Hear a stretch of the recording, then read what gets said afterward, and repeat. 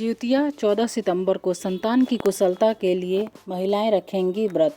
मिथिला और बनारसी पंचांग में इस बार एक ही दिन व्रत 15 की सुबह पारण होगा। आश्विन कृष्ण अष्टमी रविवार 14 सितंबर को रोहिणी नक्षत्र और जयद योग के योग में महिलाएं अपनी संतान की कुशलता और वंश वृद्धि की कामना से निर्जला जिउतिया व्रत रखेंगे। इस बार मिथिला और बनारसी पंचांग के अनुसार एक ही दिन 24 घंटे का यह व्रत पड़ रहा है। 15 सितंबर की सुबह व्रत रखने वाली माताएं पारण करेंगी।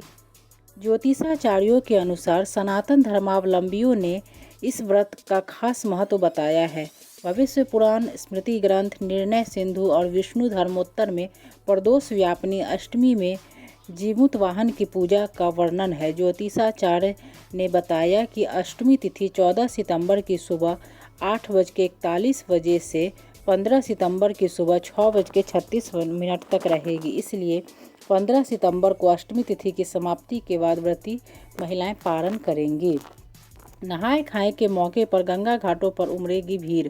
महिलाएं अपने अखंड सौभाग्य, पुत्रों की मंगल कामना, दीर्घायु होने और वंश वृद्धि के लिए जीवित पुत्रिका का निर्जला व्रत रखेंगी। इस दिन कुश से जीमूत वाहन की मूर्ति बनाकर उनकी पूजा के साथ माता लक्ष्मी और देवी दुर्गा की पूजा करने के बाद माताएं ब्राह्मणों से जीमूत वाहन की कथा सुनकर उनको दक्षिणा प्रदान करती हैं।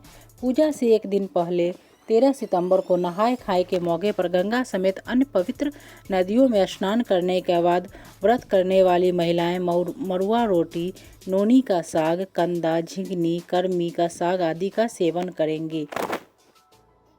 मरुआ की रोटी और नोनी के साग का क्या महत्व है?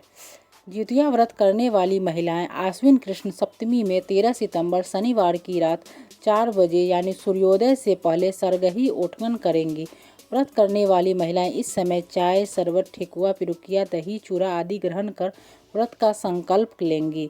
जिउतिया व्रत के एक दिन पहले महिलाएं संतान के लिए मरुआ की रोटी और नोनी की साग का सेवन करती हैं।